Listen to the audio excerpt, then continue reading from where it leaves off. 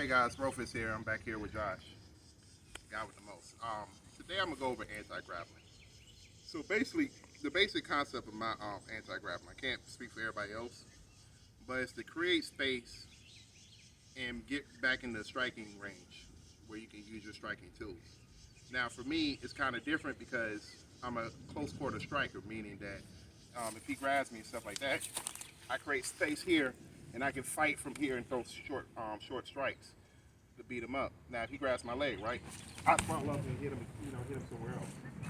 And so that sprawling moves, when he grabs my leg, as soon as he touches it, I move it. And so it's kind of gonna force him to chase it. Now, what happens with the leg thing?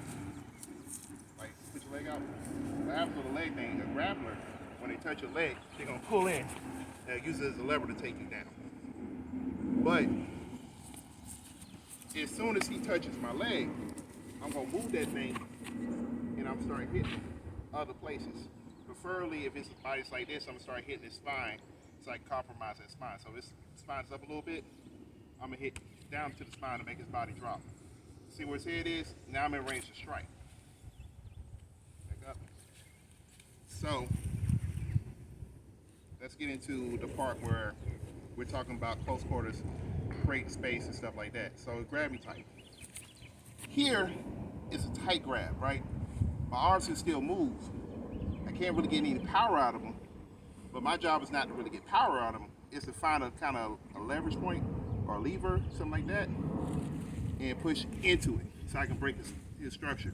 With that, I have room to move my arm. So I was here, don't have room to move my arm, push that leverage part, got room to move my arm. Now I'm in striking range and stuff like that. Now I can really do some damage. So I'm gonna do it on this side. Well, stay right there, grab me again, so y'all can see. This hand right here is gonna go into his hip. Right there, see where my hand is in the hip? I'll push his hip out of the spot. That's gonna give me time. I can move this arm, I can move this arm. So I kind of slide my arm up his body to give me that leverage point right here. Now, as I'm doing this part right here, this would be this. Grab me tight, push in, boom, it'd be that hit right there. The short strikes. Do it again. Boom, boom, those short strikes. If he lets go, fine. If he don't let go, let's say I didn't have enough power, okay, fine. Look what I got.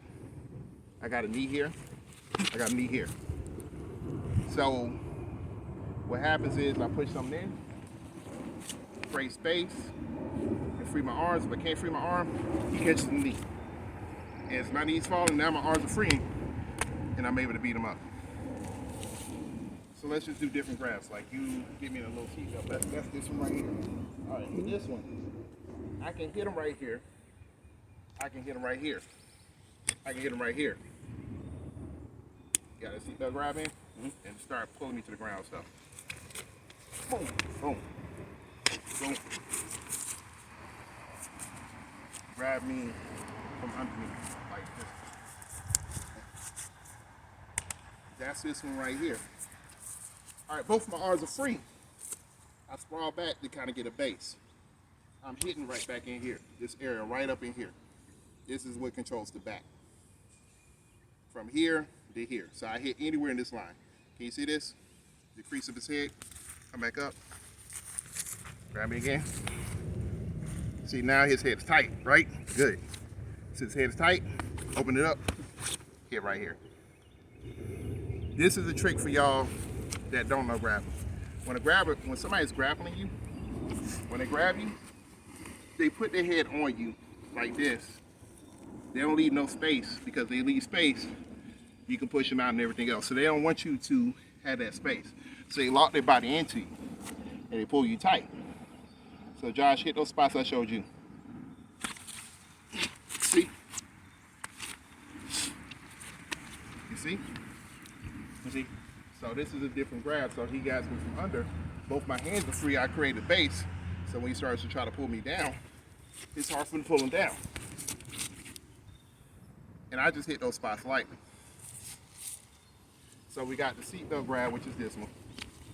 We got the We got the undergrab, which is this one, where both hands are free. And now we're going to go with the overgrab, which is one you did where you grab both my hands. This one is the hardest one to deal with because it's like, okay, now my hand's right here, I'll push down to his hip. If I'm panicking, I hit a little bit, he'll catch a knee. So all I'm doing is just grabbing it a little bit.